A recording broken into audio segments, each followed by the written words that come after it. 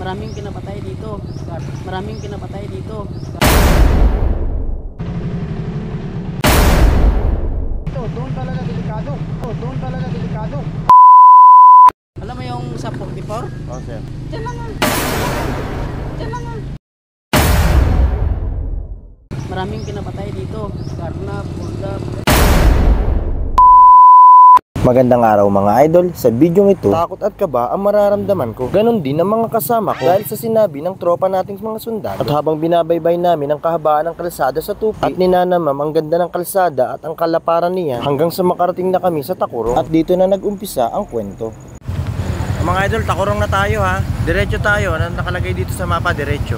Hindi ko first time sa lugar na ito at may idea na ako kung saan ang mga critical area dito. Ganun pa man ay nagkamali pa rin ako ng rutang tatahakin. At dito ngay dumiretso lang kami from Coronadal City to Takurong. Dapat ay kakaliwa kami dito sa Rotonda. Subalit ang ginawa namin ay dumiretso kami dahil yun ang tinuro ng aming mapa. At binaybay na nga namin ang kahabaan ng tulay na ito. Wala kaming kaalam-alam at idea na ang tinatahak pala namin ay ang bayan na ng Mama Sapano. Na ang ilog sa ilalim ng tulay na ito ay karugtong kung saan naganap ang bakbakan ng SAP 44. Sa pagkakataong ito ay hindi pa namin alam at wala pa kaming idea kung saan lugar kami dumaraan hanggang sa napansin ko liblib na ang dinaraanan namin at ang lahat ng taong makakita sa amin ay tinititigan kami. Hanggang sa nakita kami ng mga tropang sundalo at pinara po kami. At dito nga ipiniliwanag na sa amin ng mga tropang sundalo na ang binabaybay pala namin ay ang bayan na ng Mama Sapano. Road. Dito kay Stuka. Iba dinaanan ko nun sir eh, hindi dito eh. Nagtaka ko bakit hindi main road. Maraming pinapatay dito. Karna, pulda. Alam mo yung sa 44? Oh sir. Diyan lang nga. Yun, may nagsagod dati din doon pa rin yung sir nagpasok doon sa kwan. Oh? Tiis lang nang doon kami kung wala. Kung magbalik ka ba dyan sa may kung magdaan ka pa dito sa may Salibo. At dito nga, i-guide kami ng mga tropang sundalo upang makalabas kami sa area na ito. At ayon sa kanila, ito na ang pinaka-critical na area na tinahak namin kung kami ay papunta ng Marawi City. At para po sa kalaman ng iba, ang biyaheng Mindanao ko po ay may mahalagang pakay at sadya. Panoorin nyo po hanggang dulo at nang malaman ninyo kung ano yung pakay ko at sadya dito sa Mindanao. At dito nga po ay merong nagmagandang loob ng isang politiko at ginabayan kami at inescortan hanggang makarating kami sa kanto na aming lilikuan.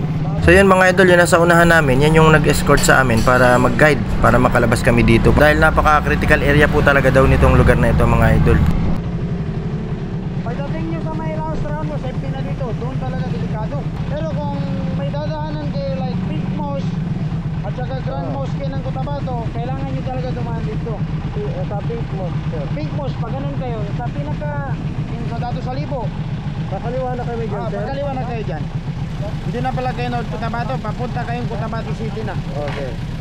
Unang kanto, kaliwa? Hindi, pinakadulo. And then, Bali ito, sir. So, Salibo. Salibo. Pag Salibo nyo, pag ano na, dire-diretso na yan. And then, makita nyo na yung pink post doon sa pinakadulo sa another round ball ng Dato Saudi. Thank you, sir. Kasi yung, hindi ko na kayo pinapasok. Actually, magandang doon, may SAP 44. Diyan naman tayo yung SAP 44. Oo nga, sir. Sabi nga. Dito na lang. And then, pagkatabato pa kayo. Oo, sir. Sige. Ingat, right sir. Nagpapasalamat ako sa lahat ng mga tumulong sa amin, sa mga tropang sundalo at kay sir na inescortan pa talaga kami. At dito ngay patuloy kaming bumiyahe papuntang Marawi. At dahil hapon na, kailangan na namin bumakbak dahil mahirap abutan ng gabi sa daan papuntang Marawi. At dito nga ay mapapansin po natin ang kahirapan ng buhay nila dito. Kahit hindi maulan ay may parting binabaha dito. Halatang napag-iwanan na at napabayaan na ng gobyerno.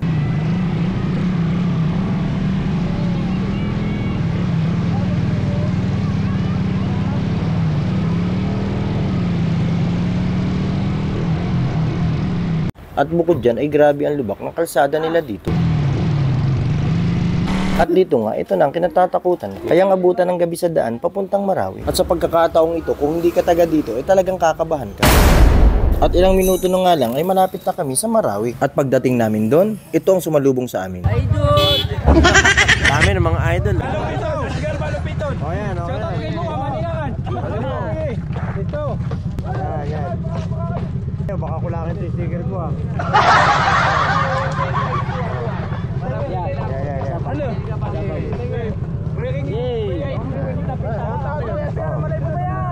Shout out kay Oscar. At dito nga mga idol, ay napalitan na ng saya ang kaba namin kanina. Hindi namin inaasahan na ganito karami sila na nandito sa Arko ng Marawi. At dito nga po ay inyong masasaksihan at ang pakay ko na pinaka-important dito sa Marawi.